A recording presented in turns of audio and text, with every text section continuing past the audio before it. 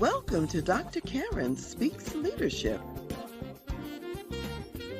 the show for you, the successful, savvy senior business leader.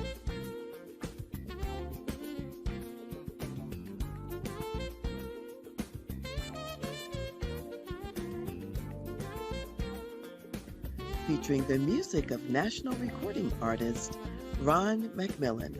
And I am your host, Dr. Karen Wilson Stark.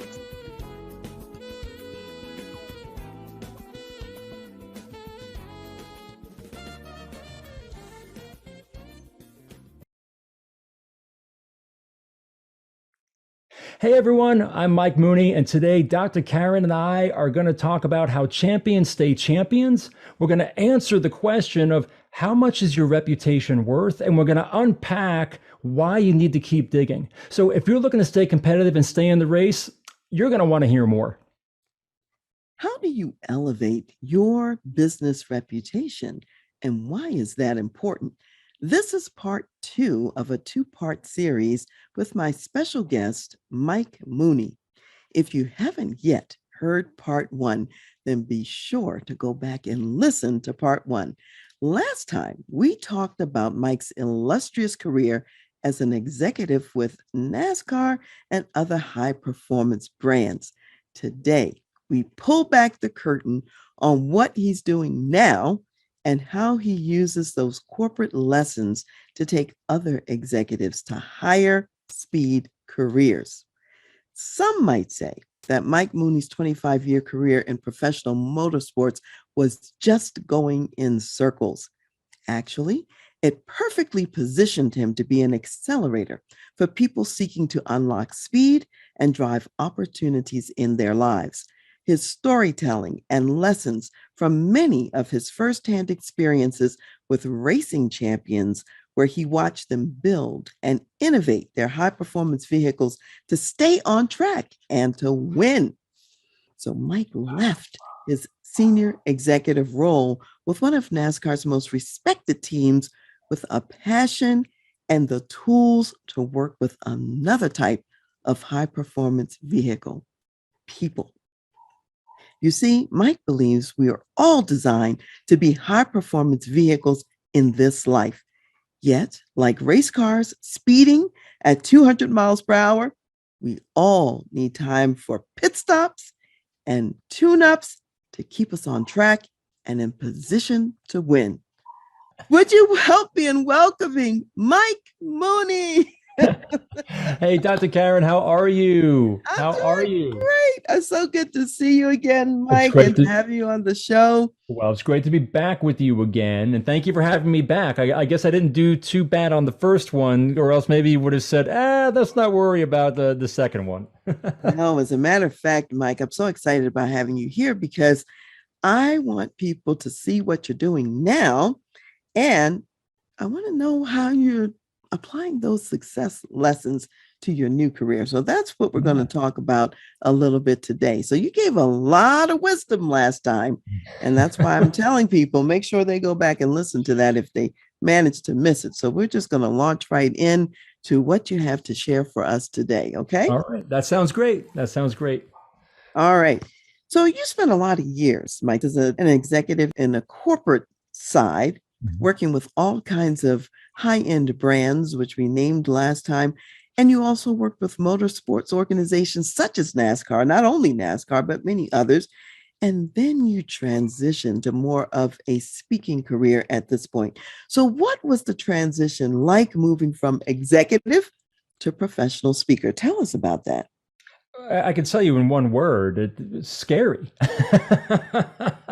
It was, Dr. Karen, there are times in your life where you've got to, I don't want to say bet, but you leap into faith, right? You leap into faith, and you know that there was something there that that you were meant to do. And I believe that the previous 25 years in professional motorsports, and all the opportunities to work with amazing people and experience just incredible programs and just that whole time was really a setup for what it is that I'm doing today, which is using the lessons, the the experiences to help people really embrace, right? And give them the keys to the high performance vehicle that's within each of us. But we often don't really embrace and recognize because we listen to other people too much, right?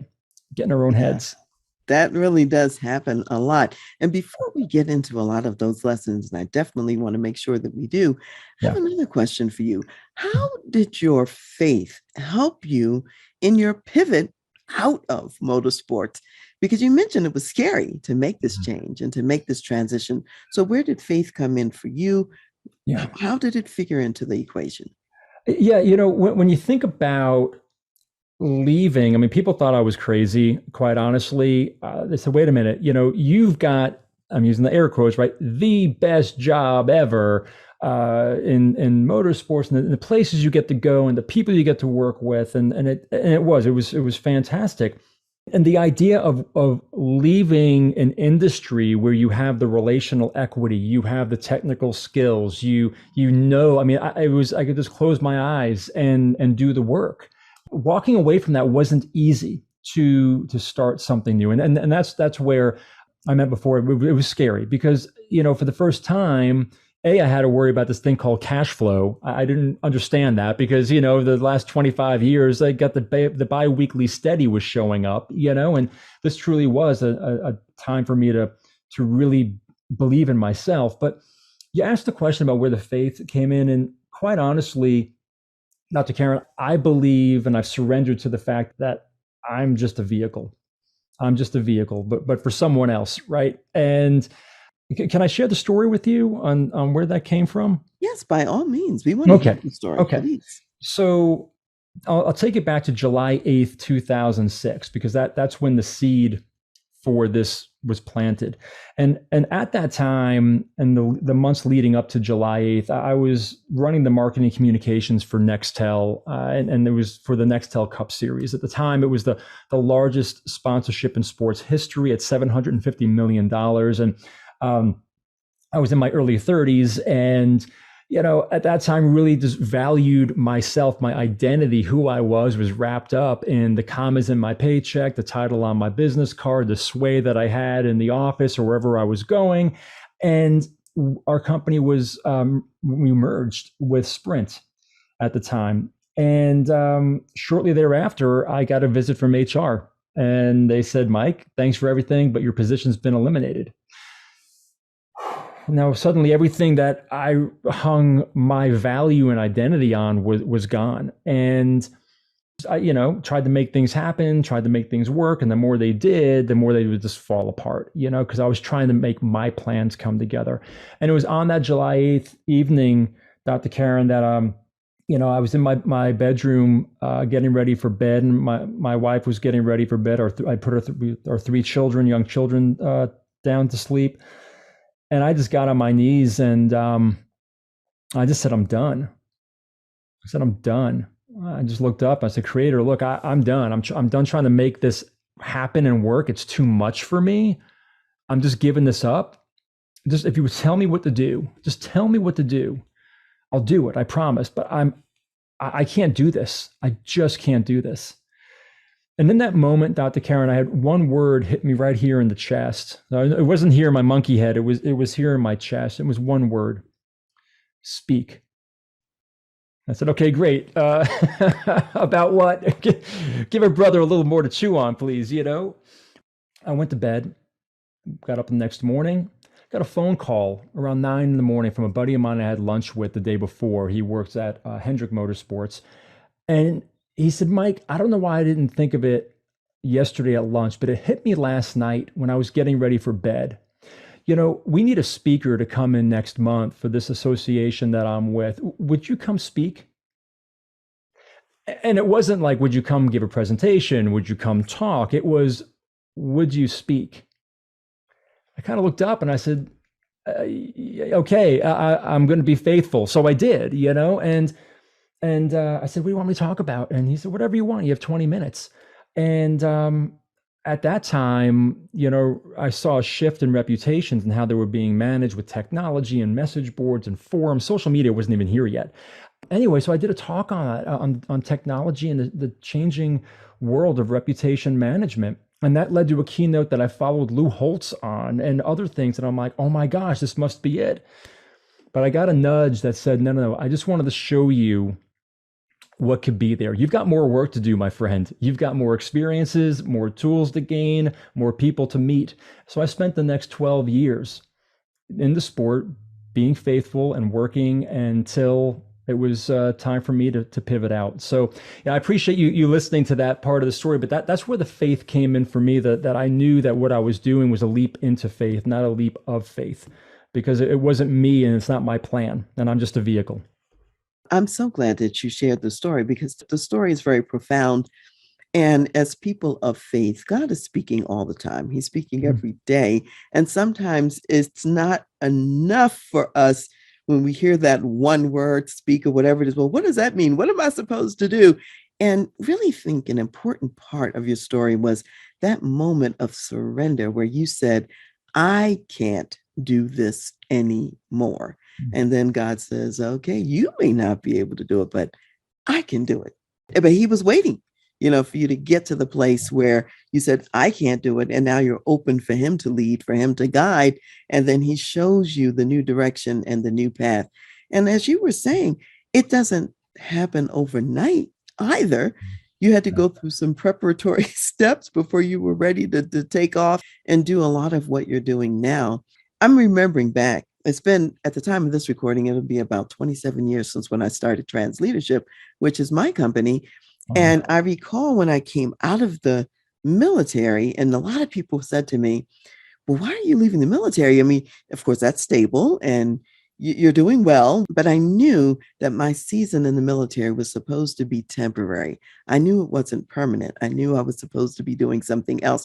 I also knew that in the something else, there was another transition. I stopped off at a premier training organization, the Center for Creative Leadership, for a number of years, still affiliated with them in a small way at this point, but still affiliated. And that was going to be part of the foundation for what I'm doing today as well. So you're right. You spent the 12 years. We know Moses spent 40 years on the backside of the desert. We get prepared, Yeah. Oh, and there was more desert, my friend. I mean, it wasn't like, here you go. It's like, no, no, no, you got more desert to walk through.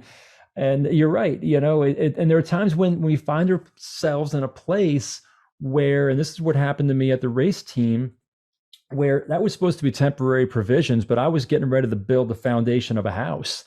I'm like, oh, I can stay here forever. This is great. And then it's like, I'm going to make this really uncomfortable for you, and you're gonna want to have to go, and that's what happened. So yeah, but all of these things, like you're saying, for you in the military, and then going with the leadership and training group, these are all setups for us. They're all important steps in our story, but more importantly, in building the credibility and the authenticity and the confidence and what it is that we're here to share, and the missions that we're all on.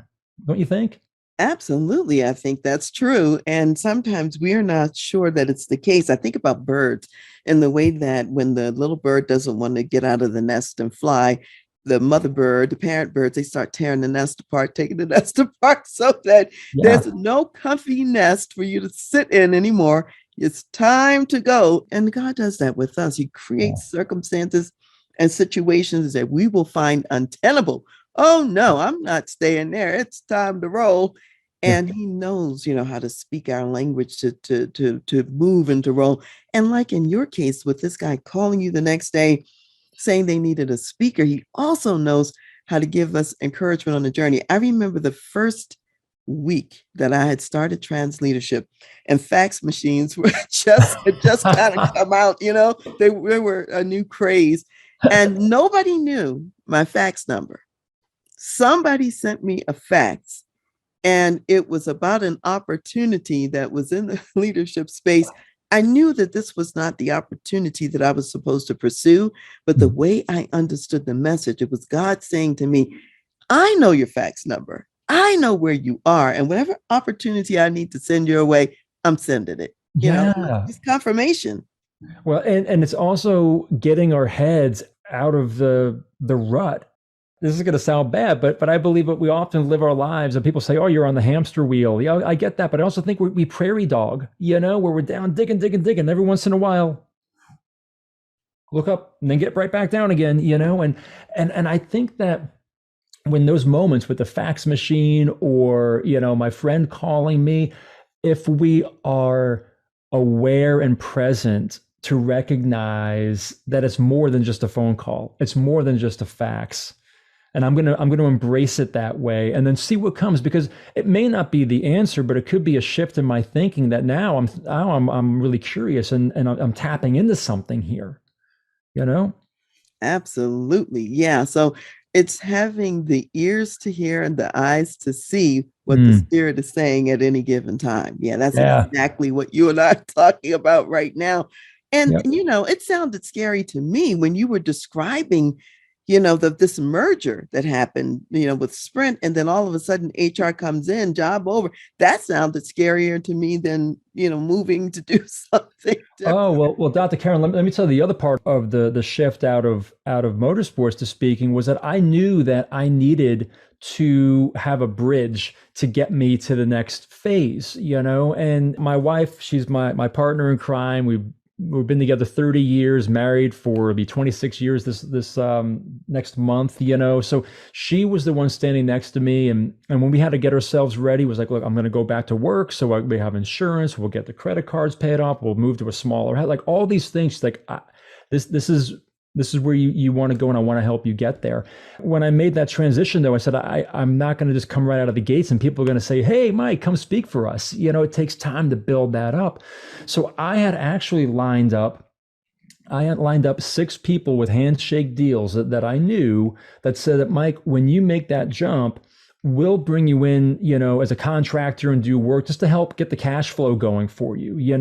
The company I was with, we had a transition plan that was going to be like 5+ months, and literally when it was one day, the company came in and said, hey, we're going to make that transition window more like 45 days. And then, I told my wife, I said, baby, this is going to be great. I've got this time and I got these people.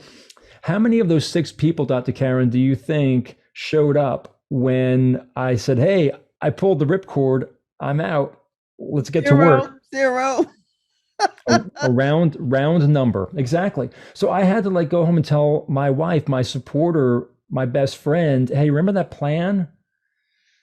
It doesn't exist anymore. And I had a choice in that moment to go back to my old job and ask for that job back. And I didn't. I said, I can't. And that wasn't pride or ego saying I can't. It was, I've made a decision to go down a path to something that's going to be different, better, greater, I believe. And I've got to go down that path. But there were a lot of nights I woke up at 3 a.m. saying, why is it 150 degrees in here? Why am I sweating? And I can't sleep. There were a couple of days where I went for 4 days without sleeping because I had to figure it out. I had to get a plan together. So, it wasn't easy. It wasn't easy, but is it worth it? As I look back, absolutely. Did it show me something inside me I didn't know I had? Absolutely. Do I lean on that every day today? Absolutely. And you're able to come alongside other people who are faced with similar choices and challenges, and they have to take the leap too. And you can say, I've been there, I've done that, I Yeah. know what it's like. I can be a guide because if this is not theoretical, I was on the backside of the desert. I was there when zero people stepped forward. I Mhm. was there when I didn't know what the next step really was going to be, or if I was going to really have a safety net or not. Yeah, It was absolutely. gone, right? It was Yeah. gone. Absolutely. I'm a practitioner all day long. Everything. I'm a practitioner, my friend. Just as you are. That's really the only way to operate and live is to continue to practice. You talked about authenticity the last time. And one of the things I would say is that when people can see, okay, you've walked this journey too, you're not just telling me to take a flying leap and you've never had to take a flying leap. Right. Right. So I Yeah. think it's got more credibility when we've taken flying leaps, not seeing a safety net, and somehow we've landed anyway. and we're walking into the destiny and purpose that has been planned and ordained for us. So, I mean, I think that's an important part of your story. Just because you got the vision and the big picture message, it doesn't mean that every step after that is easy or that you see clearly through to the end. Or that it's over. I mean, quite honestly, I really think that's the beginning. Yes. That's the beginning. That's the, okay, there's the call. Do you have the courage to answer? Yes. And you've seen this in my emails, Dr. Karen, where I sign off with the phrase, keep digging. And it's a phrase that I use in a lot of talks or when I'm interacting with people. And, in racing, that was the phrase that you'd hear the crew chief say over the radio in the toughest times of the race, in the long race and the fight when the driver's in the heat of it, or the pit crew needs to really just, dig into their moment. You would hear the crew chief say, okay, boys, let's keep digging, and it's really that rallying cry to let's dig in, let's get the work done. Right. Shortly after I made the pivot out, I read this great quote that completely shifted that thought of what that really means. And it said this, it said, I've seen the Creator move mountains, but I still have to pick up my shovel every day and dig. And that, again, keep digging. Just because you got the call doesn't mean you can sit on the couch now and wait for the abundance to show up and wait for the dreams to come true. Now is the time, get your hands on the shovel, get the calluses built up, get the work done, start sweating, but it's worth it. It's worth it.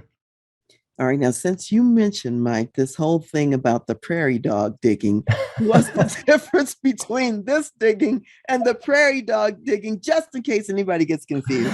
That is awesome. That is awesome. I would say the difference is this. The prairie dog is digging because it's sort of instinctual, right? And it's just trying to be safe in your home, okay? When you have a shovel in your hands and you're digging, you've got a tool and you're digging with purpose. I think that's the difference in my mind. It's the difference between digging on instinct, which we can also relate to as just sort of like on remote control and just kind of cruise control, sleepwalking, however you want to say it, or truly digging with purpose, because you know that the work you're putting in is going to reap amazing benefits for you, that purely in your name alone, but you've got to dig every day. Thank you, because I knew there was a difference, and I didn't want my audience to be confused out there. So, wait a minute, he just said don't be a prairie dog. So right. What is going on here? Yes, there's a huge difference, and thank you so much for outlining it in that profound way so we could remember. That's great. Well, thank you for asking, because I would have hated for people to think the same thing. Well, prairie dog, we're digging every day. No, different digging. Exactly. So tell us a little bit, Mike, about what is it that you are speaking to leaders and organizations about these days, and why is what you're talking about important? As I've worked around championship drivers and teams for decades and watched them, work on these high performance vehicles, their race cars, right? Tuning them up and innovating and constantly finding ways to make them better to stay competitive. It really became clear to me, Dr. Karen, that look, I've got this set of tools from what I've been around, the people I've been exposed to, the systems that I've seen, the mindsets, the way that they approach challenges and find opportunity in adversity, that I have tools for another type of high performance vehicle. And that's people. That's you and me. It's people every day. And I believe that what I'm bringing to organizations and leaders is an opportunity, right? I want to bring them into a conversation and share with them a framework of how champions operate, in the areas of peak performance and continuous improvement, mindset and reputation. Because I believe with all of my being that those are 4 components, right? 4 gears, if you want to call them, that can just unlock transformational change and opportunities for all of us. So why do we need that today? My goodness, think about what we've been through the last 2 years. I started talking with more leaders during COVID who said, Mike, we love the reputation message that you have because it's so vital in today's hyper-connected world. But I've got people on my team that are high performers that are falling off of high performance habits. I've got people who can't connect and engage at work because of their mindsets. They're not in the right place. They're in an emotional state. Do you have anything that can help me with that? I said, my gosh, that sounds like every Sunday at the racetrack of what we would deal with as a team. So yes, so that's what I'm bringing forward and why it's so important today, because people are waking up to knowing that there is more, they can be more, they can deliver more, and I want to help. I want to help them. I want to help them start that vehicle up. Great. So you know that there are some activities that high performance people engage in Yeah. that people who are just kind of cruising along, maybe not thinking about being high performance, they don't engage in these methodologies or these practices and so on. When you think about both, let's say, mindset as one, and then maybe some other high performance habits, just give us a couple nuggets about what are some of those? What's important? Yeah, so here's one I'll share right now, because we're all have dealt with this in some way, shape, or form over the last couple of years in this pandemic related to mindset, and it's the power of emotion. The power of emotion. You know, emotion is not bad. Emotions aren't right. They aren't wrong. They just are.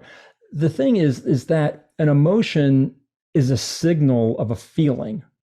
It's just a signal of a feeling. The challenge is that we often let that emotion become a state of being. That's where we have to like really create opportunities to hit pause so we can recognize the feeling and ask yourself, why am I feeling this way? Okay, great. And then here's the key, Dr. Karen, is now what am I going to do about it? What can I do? How do I move to action? How do I release this emotion? Because if we don't and we stay in emotion that becomes a state of being, now we start getting into a space of anxiousness, fear, depression. They become a part of our life and a state of being versus just a moment. So one of the big messages that I have is like, how does emotion fit in your world right now? But more importantly, what action can you take to release that and not have it sit within? We're skipping stones over some deep water with that, but that's just one area for mindset. One of the things about that strikes me is that word you used before about intentionality. In other words, the emotion comes and it takes some intentionality to say, okay, how do I want to work with this? How do I want to utilize it? I almost think about the martial arts of like Aikido and you've got the punch coming towards you, but you're shifting the energy for your own benefit and purposes intentionally. Yes, yes, 100%. And that action could be a phone call.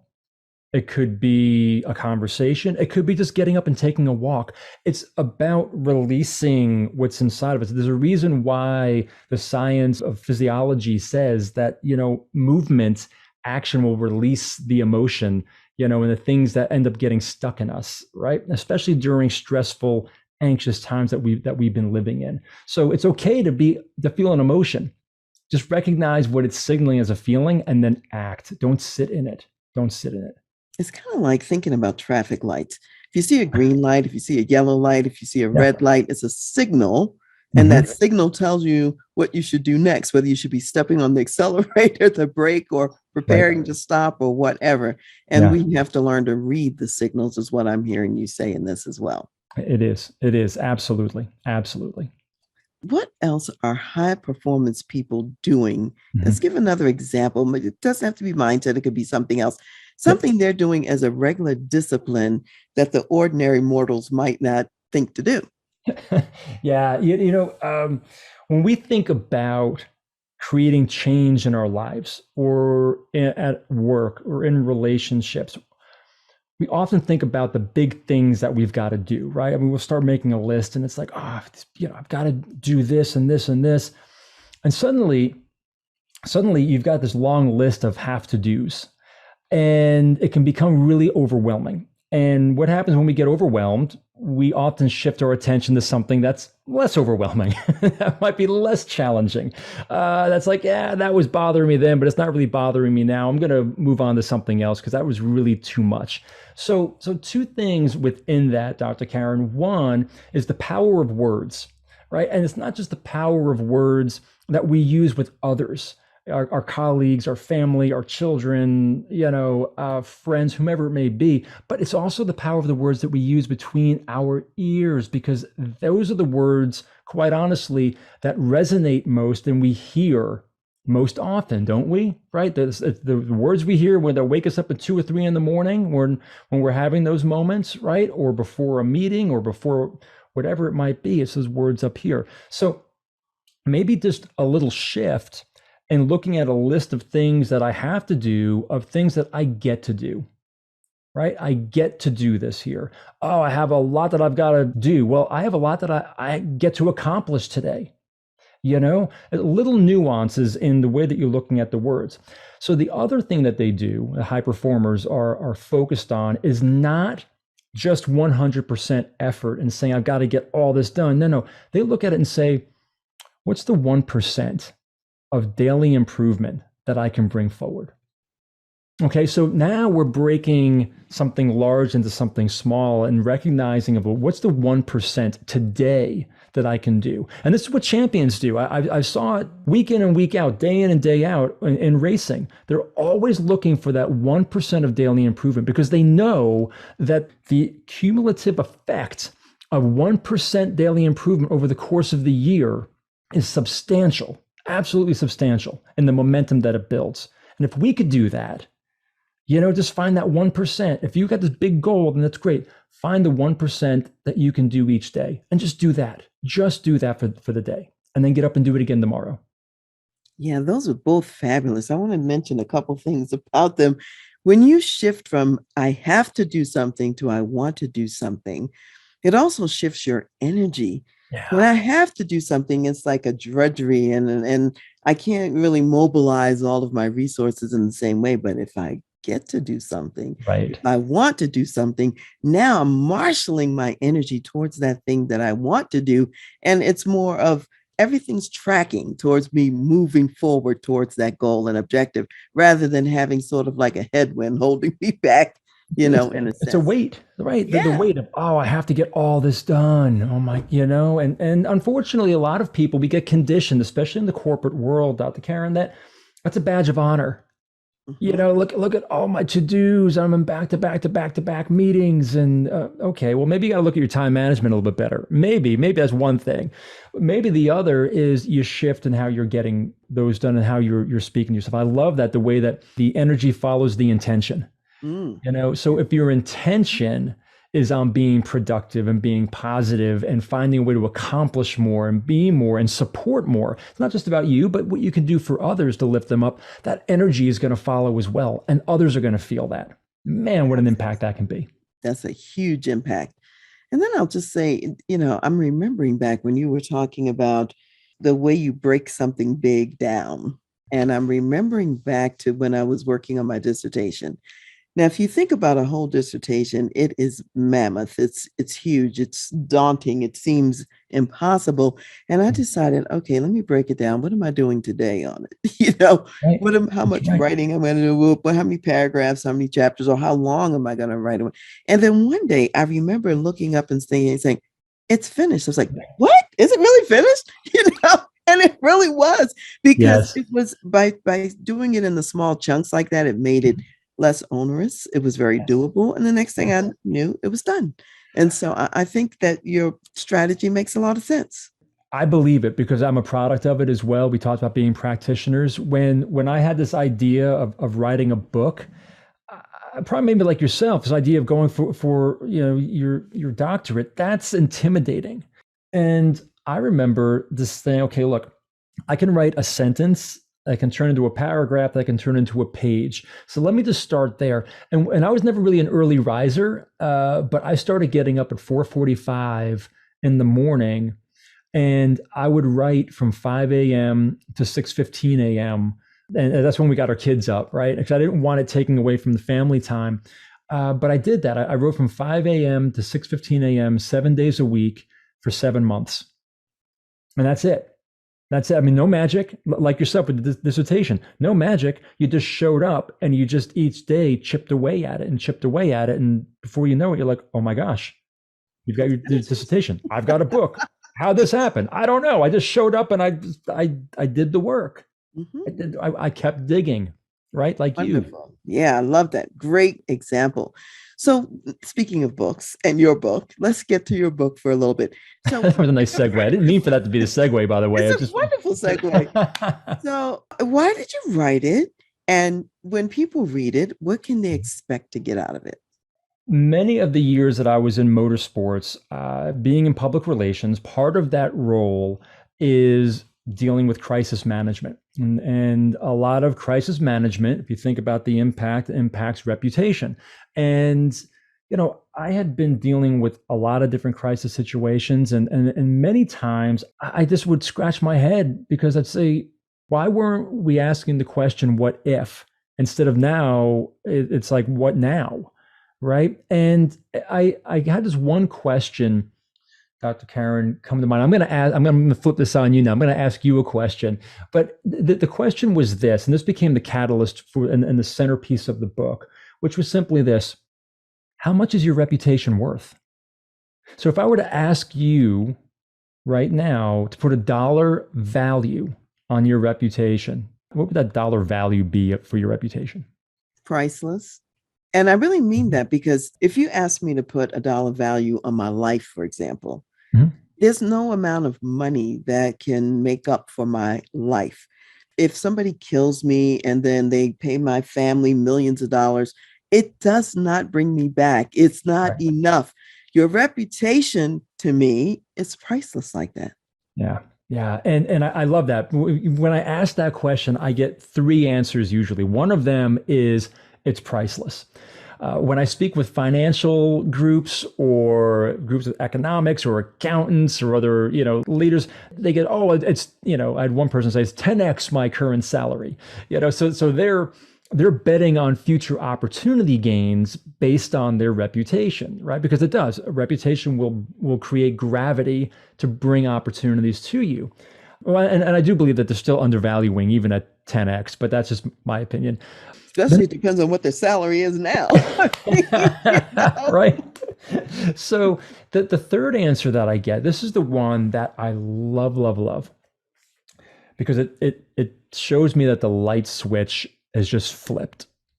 And that answer is I never thought of it that way. Mm, And isn't it often the case with reputations is that we don't fully recognize its value until after we've paid a price. So I thought, what if I could write a book? What if I could share from my stories and examples, right? From my career, ways that we could be proactive. That's the whole idea of this reputation shift. The title has dual meaning in there. One is that in racing, you have to shift in order to move forward and go. But this idea of shifting from a reactive approach to reputation management to a proactive idea of reputation design based upon our values was something that I thought could really be of value and impact people in a positive way as we live in a world where now, I mean, people, we see it in the headlines where a tweet or a comment, these aren't phones anymore, right? We're all citizen journalists. So, the idea that we have to be vigilant and that our reputations have never been more valuable, yet vulnerable and fragile any other time in human history. oh, yeah. It doesn't take long for something to spread now. It Nope. spreads like wildfire on social media and so on. And a lot of companies are even researching people on social media to see what they are saying and what other people are saying about them. Exactly right. And That's they may exactly not right. even know why they don't even get a job is because of all the stuff you were talking about, Yes. that makes the Yes. company wonder, are you really a values fit for our, culture? And the speed at which these messages are traveling is just increased exponentially. It's unprecedented. There's a cartoon that I came across, and I use this in some of my keynotes when I'm talking about reputation, and it gets back to what you were saying about HR directors and people like looking people up online to look at what I call their social footprint, Mhm. just to see is there continuity. And in this cartoon, there's a hiring manager behind the desk looking at the resume and the applicant anxiously sitting on the other side, and the comment from the hiring director is, well, according to LinkedIn, you are detail oriented, and focus on deadlines. But according to Facebook, you like Jack Daniels and are very comfortable with your body. So it's just showing that, people, they are looking for continuity, and they're looking, especially in hiring, they're looking to see, what are you posting? How is that going to represent us as an organization? Because you will be representing us when you work with us. Absolutely. Yeah. So, I mean, you've got a lot of content from your past experiences. You're speaking about some of that. You've written a book, you're speaking about it.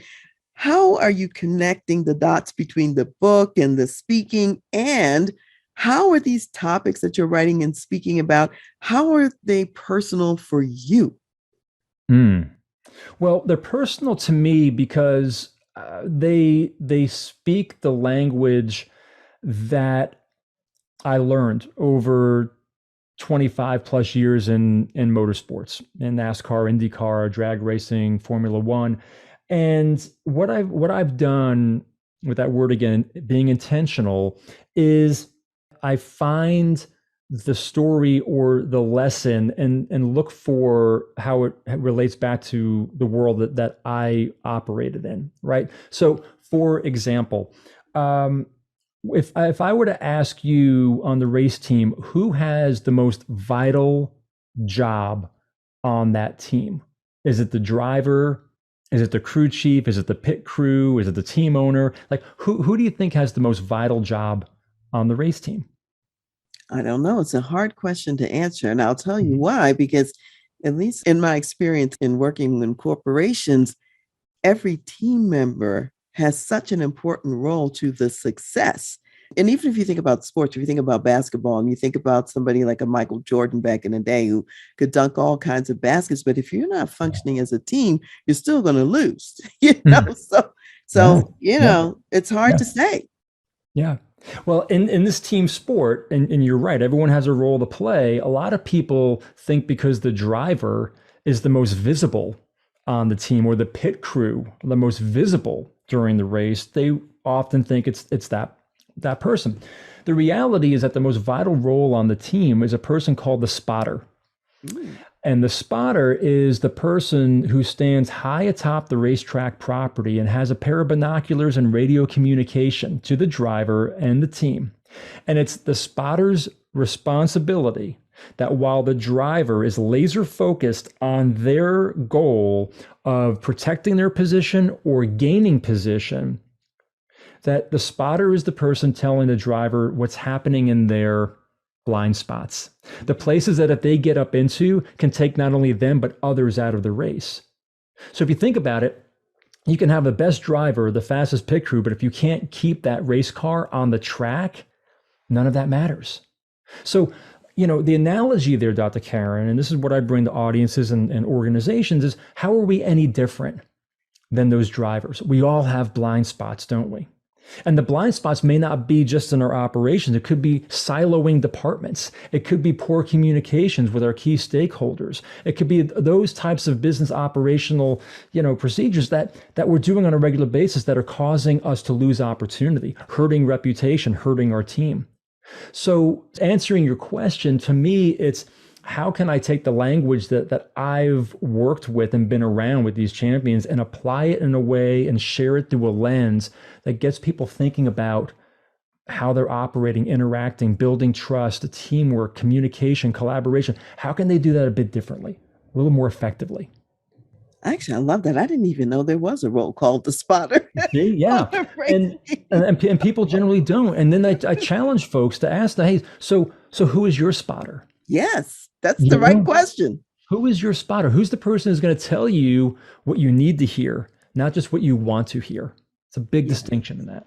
absolutely. Identifying what's in the blind spots. I mean, I'm thinking about it in terms of my life as a consultant. I know I'm a spotter for a lot of my clients. I mean, to see Mhm. things that they don't see, because I'm Right. going to be looking at it from a different vantage point and so on and so forth. But yeah, I love that concept. That's really, really important. Yep. So It is. So that's what I share.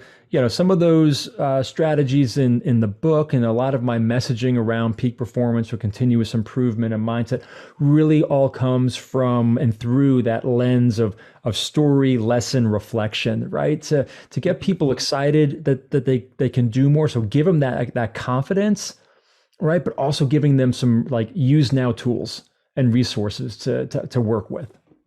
Yeah, that sounds phenomenal. Certainly sounds worth reading and for people to pay attention to. So now let me ask you this, Mike. We talked about the challenge of going into this new career. We talked about being on the backside of the desert and all these hard things.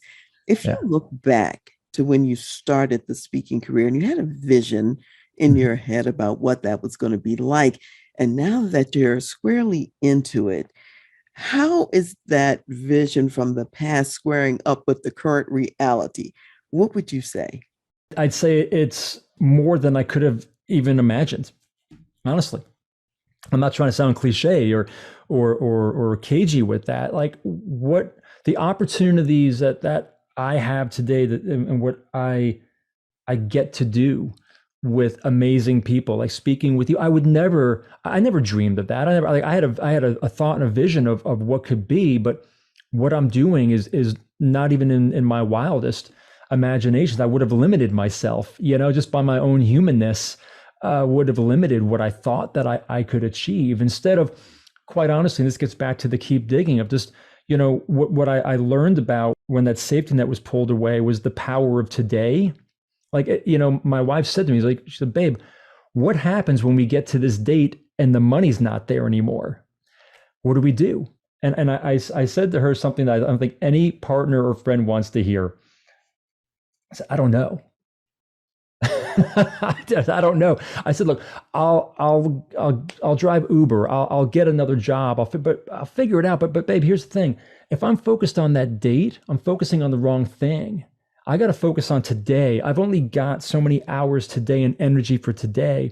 And I believe if I do that today and tomorrow, then that date's going to take care of itself. And that was indeed what happened. I did that. And within, a month, I landed a couple of speaking gigs. I got a client to work with, and things started to happen. So I really believe that where I am today, I couldn't imagine it. But that's the amazing thing, because what could be in the future? I don't know, but it's going to be pretty cool. It's going to be pretty cool. I'm just going to keep showing up and doing doing my work. Well, you're really unpacking a concept that I really believe in. It's a biblical concept that comes from Matthew, the sixth chapter, the whole notion that if we're doing the work of today and what we're Mhm. supposed to be doing today, then tomorrow will take care of itself. Yeah. Because what we do today is actually the foundation for what is supposed to happen tomorrow. Now, if Yeah. I'm so worried about tomorrow that I don't do what I'm supposed to do today, then I've compromised today and tomorrow. You know? Yes. Yes. And worse yet, of compromising. What do we often do? And I've done this. I'm not ashamed to say it. I start picking up bad habits. I may drink more than I need to. I may start doing things that kind of numb the fear or kind of distance myself. I stop working out. I stop meditating. I'm not eating well. And all of those things, also add up. And that becomes a state of being as well, right? You get back to that power of emotion. It's a slippery slope, Dr. Karen, right? It's a slippery slope that, sometimes not facing or doing the work may seem easier, but it's not going to, for right now, but it's not going to make it easier for down the road. Exactly. It's not going to make it easier in the long run. That's for Mm. sure. When you look at the long term lens. So, Yeah. knowing what you know now, you've made this transition, you've gone through some of those hard times, and you're watching other people as they're going through it. So, if you had to counsel yourself Yeah. from who you are today and that person way back then who wasn't sure how this was going to turn out, or even somebody now who's right at the beginning of such a journey, what Mhm. is it that you would tell this person who's about to step out there now, Yeah. or your old self that Yep. couldn't have known what you know now? What advice would you give? I'd probably drop an F bomb on them. I would drop the F word, and that's fear. I got you for a Mm. second there. Your viewers are like, "What is he I going to was do wondering, are this?" we going to have to edit this out of the show? I mean, I just wanted to see if you were listening, Dr. Karen. That's I'm all. That's listening. all. All right. I saw your eyes. Oh, so no, it's this word fear, and it's the power that it has over us. I can remember driving home while I was still working for the race team, and I had been preparing. I knew this was going to happen at some point, and there was probably about 3 years of preparation that it took for me to have the courage to step out and step in and leap into that faith. And it was work I had to do in here and up in here, more so than the skills and the book and the other pieces of that. It was really, do I have what I need in here? And that word fear, I was so scared. I was so scared of what was out there, of that unknown. And I remember driving home one night, and I stopped at a red light, and there's a big 18-wheeler in front of me, and there's a sticker on the back corner of this semi truck, and it said or read, "Everything you've ever wanted is on the other side of fear." Mm. And I'm like, oh my gosh, okay, there's my sign. Again, being aware and present, you know. Then it dawned on me too that faith and fear ask us to do the same thing. Mm. And it's believe in something you can't see. So which will you choose? You know, it really comes down to choices. You know, fear is suffered mostly in our heads, far worse than what is physically going to happen or could happen, quite honestly. But we often buy into fear versus faith. And it's not just secular faith in creator, but it's also faith in yourself, faith in your skills, your ability, your track record, right? So I would, encourage those folks, your community, if you find yourself that place, is to lean into faith. I still work with fear every day, so don't get me wrong. I'm not going to sit here and say, hey, I'm good. No, I'm sure there's going to be more challenges. That's the only way we grow. That's just the way it works, right? But I have a word for this year. My word for this year, every year I've had a different word that I try to live into, and this year it's fearless. And it's not the notion of being fearless, right? It's like, I don't care, I'm going after it, because we're all going to feel fear. It's fear less. I want to fear less this year and see how that changes my life and the lives around me. So I would just share that, encourage people to maybe spend some time on that and think about the role that fear plays in your life and how faith could take the place of it, and maybe try to live and fear less. That's so powerful. I'm having this thought that the more we walk in faith, the more fear is chased back. Hmm. You know? Yeah, I believe that. I do too. I really think so. I mean, there's no place for the fear if the faith is stronger. That's right. That's the key. It's which one are we going to make stronger and magnify, if we will, in our lives. Yeah. And maybe to put it in my language is, who are you going to let drive the car? Who are you going to let take the wheel? Right. Who are you going to let take the wheel? Because one of them will. One of them's going to take the wheel. One of them is. And you can't be a backseat driver in it or a passenger. You yourself have got to take that wheel and decide, are you going to drive it with faith or are you going to drive it with fear? Love it. Absolutely love that. So Mike, how can people get a hold of you? They might want to access you for a speaking engagement or for some other reason. How can they get your book? Tell them about that again. Awesome. Well, thank you so much for asking and allowing me that opportunity. So people can easily get a hold of me a couple different ways. Email is easy and great, and it's really simple. It's mike@mikemooney.com. And then you can also go to my website to learn more about some of my work and messaging, and that's mikemooney.com. Again, trying to keep it simple, right? With the old brand guy here. And then you can also get my book there on my website. If you buy there, I can sign it for you and send it out. You can go to Amazon as well and buy it there. You can also get the audio book, and that's available on Amazon too.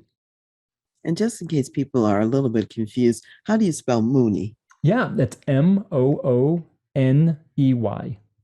Excellent. Yeah. Thank you. Know there's more than one way to spell things, and we want people to be in the right place, the right website. So that's right. So you've shared a lot of wisdom so far, both in this episode and the last episode. And I'm going to ask you again, what additional words of wisdom do you want to leave for Yeah. my audience of executive business leaders? Yeah. So this is, if you watched the first episode, I mentioned that I'm very big on visual anchors, right? Because I can get wrapped up in my head. I need something visual and external to snap me back out of where I'm at. So I shared with you one index card that I had in the last show, which were these four words, right? Intentional action drives clarity, right? The idea of not being afraid to take the first step because you don't know what step 5, 6, and 7 are. Don't worry. Take step 1 and 2. The rest will start to unfold. You'll see more clearly with intentional action. But the one that I also have on my desk that I would share with the audience as well is a simple one with 3 words, just 3 words. It's this: I am worthy. I'm worthy. How often do we discount and devalue our own worth for the life that we can live, the impact we're here to create? Like I said before, we've all been designed to be high performance vehicles, and vehicles for hope, vehicles for love, vehicles for inspiration, leadership, ideas, solutions. But we've got to embrace our worth. We've got to recognize that we are worthy of all that comes along with being our authentic selves and putting that forth in the world. So I would just encourage your community just to remember that you are worthy. You are worthy of that. Don't listen to the squirrel or the prairie dog that's up in your head. Thank you so much, Mike. I really appreciate you being here with me again on a Thank you. second segment of the show. Thank you so much. I really appreciate the opportunity. This is great. You make the conversation so easy and enjoyable. And again, I hope that your community is able to pick a couple of nuggets out of here that serve them. So thank you so much. I hope so too. And in fact, I'm going to say to the Dr. Karen Speaks Leadership and the Voice of Leadership audiences out there, please listen again to make sure that you don't miss any pearl of wisdom that Mike Mooney has shared with us today. He's talked about the fact that each of us is worthy because we are called on our journey for our unique purpose to bring hope and love and inspiration, leadership, ideas, and solutions to the world. He also has talked to us today about the fact that we can speak to ourselves in a kinder, gentler way. And rather than focusing on what we have to do, we can talk about and focus on what we want to do and what we get to do. He also talked about how that emotions can be used as a signal in our lives, and we can intentionally decide what action to take based on what that emotion is signaling that's coming to us, and we can turn things to our benefit if we are intentional about that. He also talked a little bit about how that we have to keep digging, though we don't want to dig like the prairie dog and just sort of like by instinct, just mindlessly digging, maybe not going anywhere. But we want to see where God is actually building something, the big mountains that he's erecting and creating. And we want to show up with our shovels, ready to go to work, carving out the part that we have been called to do. And those of us who are in leadership, just remember, you need a spotter to help you see the blind spots that you don't see. And so that you can go along that race journey with less accidents and more likelihood to win. And just remember, as a leader, you're also functioning as a spotter for someone else. That's important too. Now, there's a lot more, but those are the things that stand out top of mind, and you can go back and listen to hear the rest. And I just want to close our segment today with a reading that comes from Matthew, the 4th chapter. And here's what I want to say, because this reminds me of some things that Mike has been sharing with us. Jesus, when he was calling his disciples, he was calling people who were already at work doing something. They had a skill or an ability, and it was going to be a foundation for their later work. And he would have them to use that skill and to deploy it in a very different way than how they were deploying it at the time. Everything in your life that you've experienced, if you put it in God's hands and if you walk by faith rather than fear, you can see everything that you've learned applied in a way that works well for you and for others. So I want to read Matthew 4, and this is verses 18 through 20. And Jesus, walking by the Sea of Galilee, saw two brothers, Simon, called Peter, and Andrew, his brother, casting a net into the sea, for they were fishermen. Then he said to them, "Follow me, and I will make you fishers of men." They immediately left their nets and followed him. So walk in faith, my friends.